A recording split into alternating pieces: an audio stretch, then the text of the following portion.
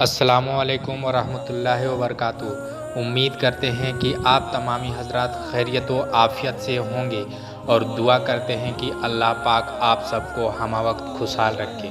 आप जानते हैं कि जिलहिज्जा का महीना आ गया है और हज करने वाले हाजी मक्का मुकर्रमा पहुंच चुके हैं। अल्लाह की इबादत का ये मौसम बहार अपने फूल खिला रहा है और कुर्बानी के लिए जानवरों की खरीदारी के बाज़ार भी सज चुके हैं। लेकिन ऐसे में एक सवाल जो हमेशा लोगों के जहनों में रहता है वो ये है कि कुर्बानी किन लोगों को करना ज़रूरी होती है और किन लोगों को नहीं। कितना माल हो तो आदमी पर कुर्बानी वाजिब है और कितना माल हो तो वाजिब नहीं। तो आज हम इसी सवाल को तफसील से समझेंगे कि कुर्बानी के दिनों में किसके लिए कुर्बानी ना करना गुनाह है और अगर कोई कुर्बानी ना करे तो उसकी पकड़ नहीं होगी। तो कुर्बानी किस पर वाजिब है, तो जान लीजिए कि कुर्बानी वाजिब है उन लोगों पर जिन पर ये शर्तें पूरी हो रही है। पहला कि आकिल हो यानी अक्लमंद हो और दूसरा बालिग हो। तीसरा ये है कि वो मुसलमान हो। चौथा मुकीम हो। तो आखिर साहिब निसाब किसे कहते हैं, तो कितना माल हो तो कुर्बानी वाजिब है। कुर्बानी वाजिब होने की लिमिट, वो लिमिट है 52.5 तोला चांदी या इसकी कीमत। याद रखिए कि घर का हर सामान नहीं जोड़ा जाएगा, बस नीचे बताई गई 4 चीज़ें ही जोड़ी जाएगी। अगर ये चीज़ें 52.5 तोला चांदी के मौजूद रेट कीमत को पहुंच जाती है तो आप पर कुर्बानी वाजिब है। वो 4 चीज़ें क्या है, तो पहला सोना चांदी, दूसरा कैश रुपया, तीसरा ज़रूरत से ज़्यादा सामान या कोई चीज़ और चौथा माल तिजारत यानी बिजनेस का सामान। इन चारों चीज़ों को जोड़कर देखें, फिर जितने कर्जे हैं जो अदा करने हैं उसको इस जोड़े हुए माल में से माइनस कर दें। जैसे कि आपने चारों चीज़ों को जोड़ा तो उसकी कीमत थी करीब 1 लाख रुपये। फिर आपके ऊपर 60,000 का कर्ज था, उसको आपने माइनस किया तो बचा 40,000।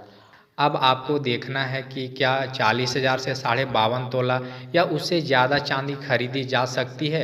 अगर हाँ तो आप पर कुर्बानी वाजिब है और आप अगर कुर्बानी नहीं करेंगे तो गुनहगार होंगे। लेकिन अगर इतना कम माल बचा कि उस चांदी के बराबर कीमत नहीं पहुंच पाई तो कुर्बानी वाजिब नहीं।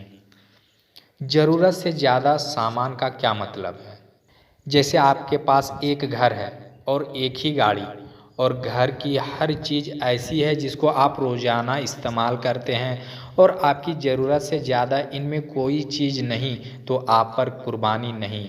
लेकिन अगर आपके 2 घर हैं, एक में आप रहते हैं और एक किराए पर उठा दिया है, तो जो किराए पर दिया है ये आपके निसाब में जोड़ा जाएगा और कुर्बानी वाजिब हो जाएगी, क्योंकि ये घर आपकी ज़रूरत से ज़्यादा है। इसी तरह आपके पास 2 गाड़ियां हैं, एक इस्तेमाल के लिए और एक ज़्यादा है तो उसको भी उसी में जोड़ा जाएगा।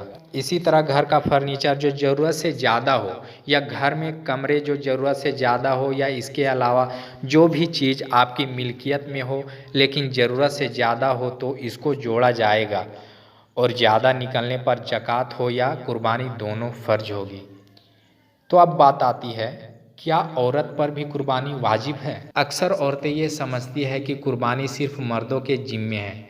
ऐसा नहीं है, बल्कि अगर औरत के पास इतना माल है जो निसाब की लिमिट को पहुंच रहा है तो औरत को भी कुर्बानी करनी होगी। जैसे उसके पास इतना सोना या चांदी रखा हुआ है जो 52.5 तोला चांदी की कीमत से ज़्यादा है तो उस पर जैसे ज़कात वाजिब हुई थी वैसे ही कुर्बानी भी वाजिब होगी। हाँ, अगर उसका शौहर उसकी तरफ से कुर्बानी करा दे तो भी दुरुस्त है। क्या घर के कई लोगों पर कुर्बानी वाजिब होती है? हाँ, क्यों नहीं। यानी घर में कई लोग कमाने वाले हैं और 52.5 तोला चांदी की कीमत की मलकियत उन सब के पास है तो कुर्बानी करनी होगी। इस्लाम ने कुर्बानी वाजिब होने की जो मलकियत तय की है वो जिसके पास हो उस पर कुर्बानी वाजिब है। अल्लाह ताला हमको और आपको समझने और अमल करने की तौफीक अता फरमाए।